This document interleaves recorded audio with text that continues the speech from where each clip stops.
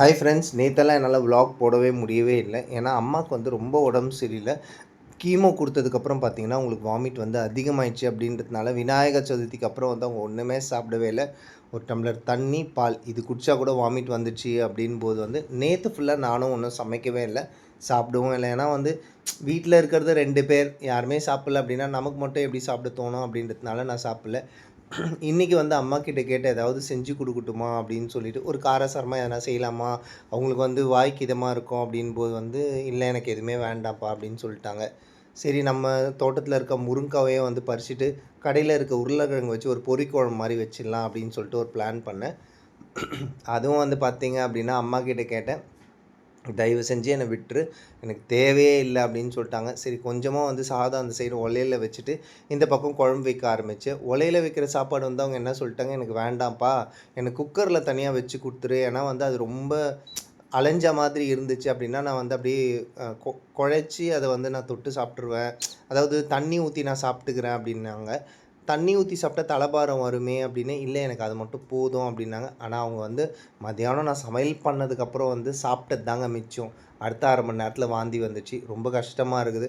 அப்படி இருக்கும்போது வந்து நம்மளால் எப்படி சாப்பிட முடியும்? இப்போ பார்த்திங்கன்னா நம்மளோட சேனலில் வந்து வீட்டில் சமைக்கிறேன், தோட்டத்தை பார்த்துக்கிறேன், கோழியை பார்த்துக்கிறேன், ஜிப்ரி பாக்ஸி, அப்புறம் வந்து ப்ரௌனி எல்லாத்தையும் பார்த்துக்கிறேன், கடைக்கு போகிறேன், கடையில் இருக்கிற விஷயத்த வாங்கிக்கிறேன். இதுக்கு நடுவில் வந்து எனக்கு ஆப்ரேஷன் பண்ணியிருக்காங்க. இவ்வளோ பிரச்சனைகளை தாண்டி கூட வந்து இவ்வளோ வேலையை செய்கிறேன்.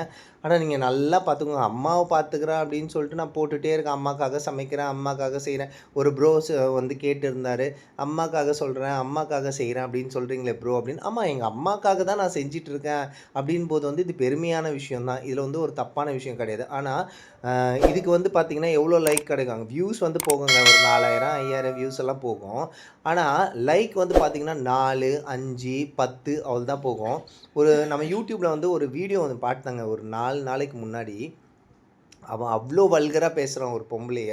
அந்த பொம்பளைக்கிட்ட நின்று அந்த பொம்பளை அதுக்கு மேலே வல்கராக பேசுது.